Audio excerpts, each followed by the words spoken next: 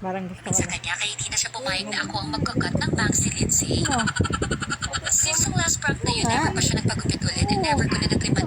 Minsan kanya kaya hindi na siya pumayag na ako ang magkakat ng bangs si Lindsay. Since yung last prank na yun, never pa siya Gagana yung nagpagupit ulit and elitipan. never ko Sabi na ko, natripan. medikan. Minsan kanya kaya hindi na siya